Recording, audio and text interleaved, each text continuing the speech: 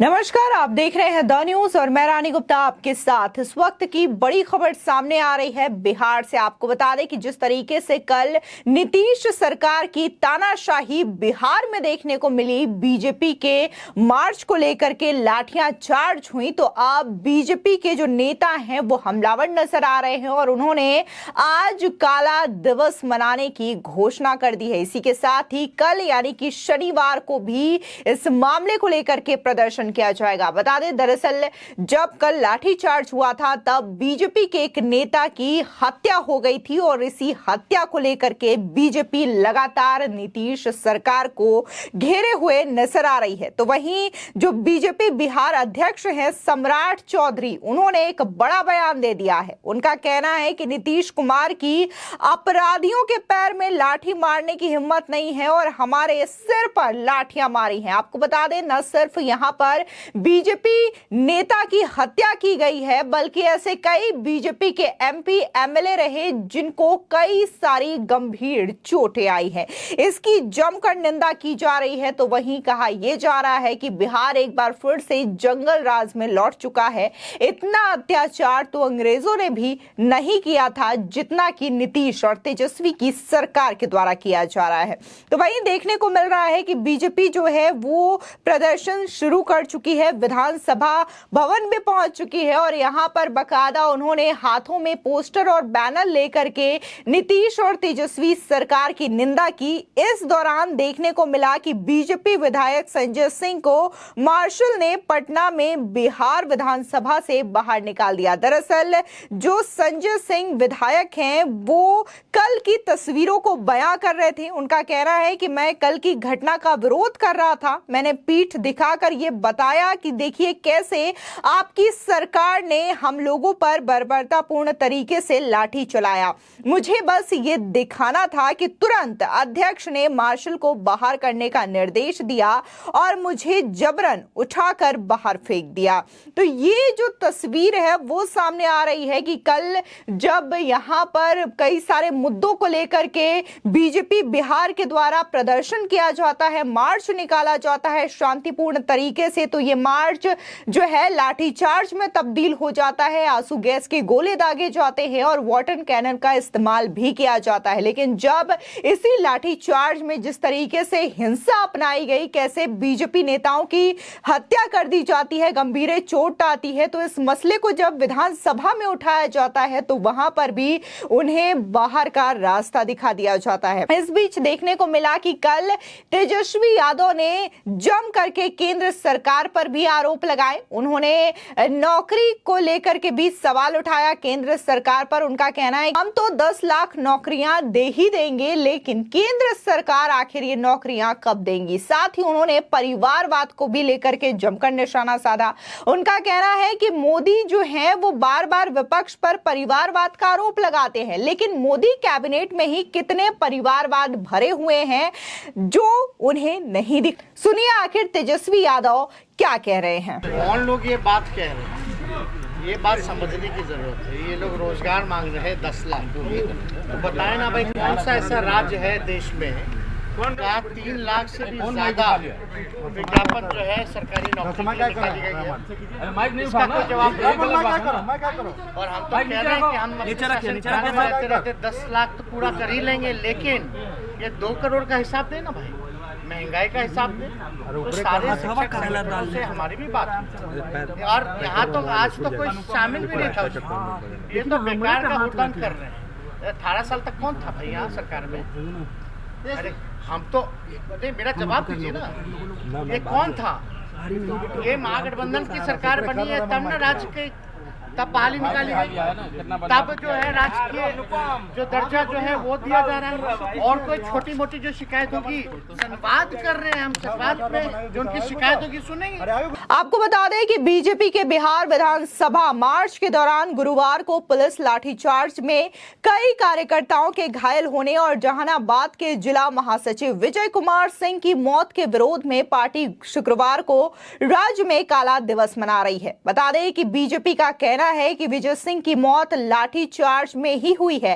हालांकि राज्य सरकार ने इससे साफ इनकार कर दिया है।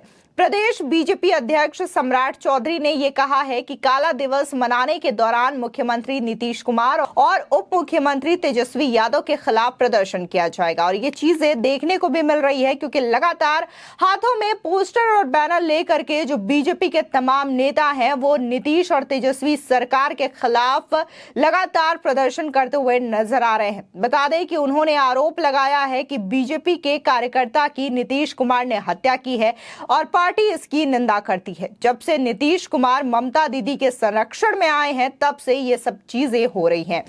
गुरुवार को जो भी हुआ वो जंगल राज रिटर्न था। जंगल राज की उत्पत्ति लालू यादव ने की थी। आज नीतीश कुमार और तेजस्वी ने जंगल राज रिटर्न किया है।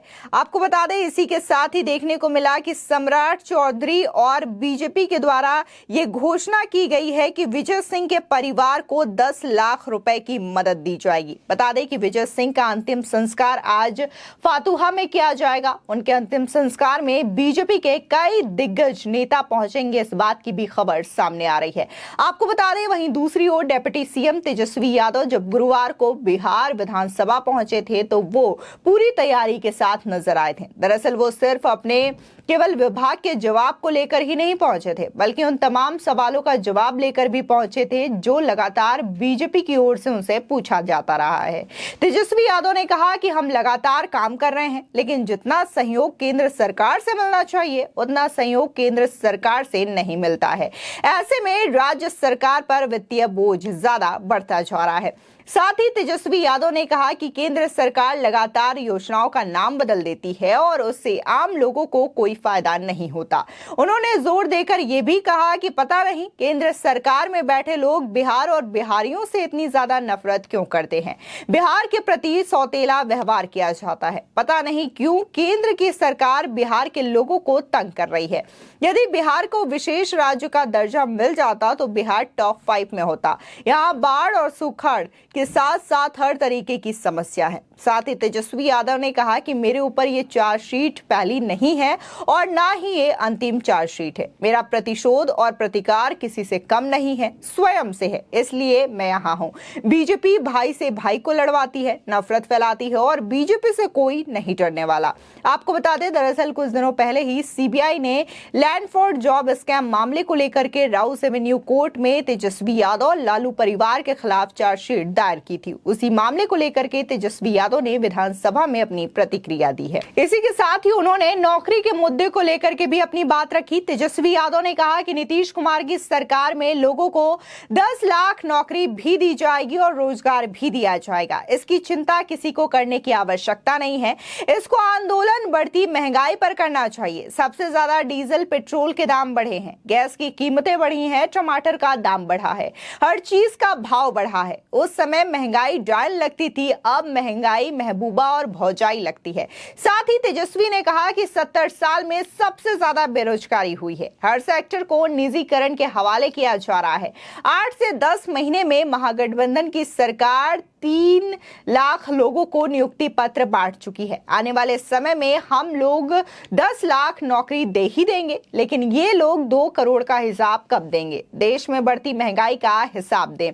अगर आपको बता दें जिस तरीके से तेजस्वी यादव महंगाई और साथ ही रोजगार को लेकर के बात कर रहे हैं तो आपको बता दें कि अक्टूबर से लगातार मोदी सरकार जो है वो रोजगार मेला का आयोजन करती है और इसके तहत हर बार युवाओं को 70 से 71 हजार नियुक्ति पत्र बांटे जाते हैं। आपको बता दें कि एक बार फिर से 22 जुलाई को पीएम मोदी के द्वारा रोजगार मेले का आयोजन किया जाएगा और इसमें भी 70 से 71 हजार युवाओं को नियुक्ति पत्र बांटे जाएंगे। आपको बता दें कि देखने को मिल रहा है कि अब तक केंद्र सरकार के द्वारा 6 बार रोजगार मेले का आयोजन किया जा चुका है। किसी में 70 तो किसी में 71 हजार युवाओं को नौकरियां दी गई है। केंद्र सरकार का यह लक्ष्य भी है कि लोकसभा चुनाव 2024 से पहले इस मेले के जरिए अधिक से अधिक युवाओं को नौकरियां दी जाए। इस मेले की शुरुआत 22 अक्टूबर 2022 से की गई है। इसी के साथ ही तेजस्वी यादव ने परिवारवाद की बात करते हुए भी केंद्र सरकार पर बड़ा आरोप लगाया। कहा कि इन लोगों को पता नहीं है कि हम लोग समाजवादी लोग हैं। नीतीश कुमार और लालू यादव के नेतृत्व में हम लोग काम कर रहे हैं। जब नीतीश कुमार और लालू यादव विपक्षी लोगों को एकजुट कर रहे हैं तो ये लोग परिवारवाद का आरोप लगा रहे हैं। सभी को जान लेना चाहिए कि अनुराग ठाकुर पूर्व मुख्यमंत्री प्रेम सिंह धूमल के पुत्र हैं।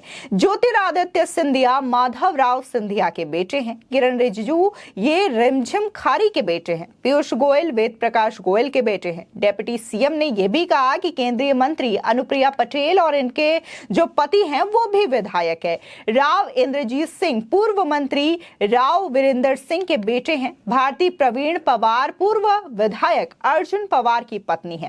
कैबिनेट मंत्री नारायण राणे के बेटे नीतीश राणे विधायक हैं। बिहार के पटना साहिब के सांसद रविशंकर प्रसाद जनसंघ के नेता ठाकुर प्रसाद के बेटे हैं। महाराष्ट्र के डिप्टी सीएम देवेंद्र फडणवीस के पिता गंगाधर फडणवीस मंत्री रह चुके हैं। इसके साथ ही तेजस्वी यादव ने कई सारे नाम गिराए जो कि इस वक्त देखने को मिल रहा है कि मोदी कैबिनेट में शामिल है। लेकिन इन सब के बीच में लोगों ने यहां पर तेजस्वी यादव को जमकर फटकार लगाई। उनका कहना है कि ये जो आप स्पीच दे रहे हैं उनसे पहले आपको ये समझना जरूरी है कि आखिर परिवारवाद होता क्या है।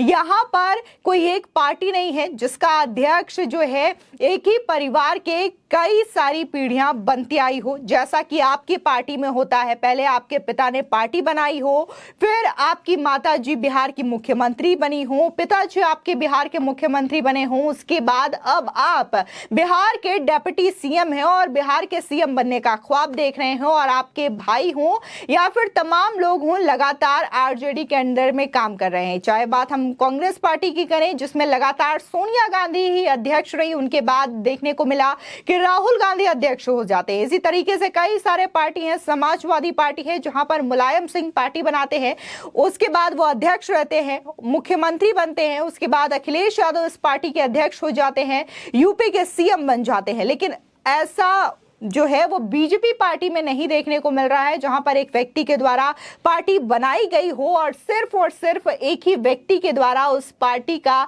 अध्यक्ष बनाया गया हो, अध्यक्ष नियुक्त किया गया हो, या फिर उसे सीएम या प्रधानमंत्री बनाया गया हो। बल्कि यहां पर जिन जिन लोगों ने पार्टी को बनाया है, उनको सींचा है, वो तमाम लोग लगातार पार्टी से जुड़े रहे हैं और उनके साथ के लोग भी पार्टी के लिए काम करते हैं। बीजेपी में हर व्यक्ति को अवसर दिया जाता है और उनकी काबिलियत के तौर पर अवसर दिया जाता है। ऐसा नहीं है कि काबिलियत ना हो, सिर्फ और सिर्फ परिवारवाद के चक्कर में उन्हें सीएम बना दिया जाए या फिर उन्हें पार्टी का अध्यक्ष बना दिया जाए, जो कि आरजेडी के साथ हो रहा है। और ऐसा आपसे ज्यादा बखूबी कौन समझ सकता है। तो इस तरीके से सोशल मीडिया पर तमाम लोग जो है वो तेजस्वी यादव को लगातार फटकार लगाते हुए नजर आ रहे हैं। फिलहाल इस खबर को लेकर के आपकी क्या राय है, हमारे कमेंट सेक्शन में जरूर बताएं। आगे की और भी अपडेट के लिए चैनल को सब्सक्राइब करना ना भूलें।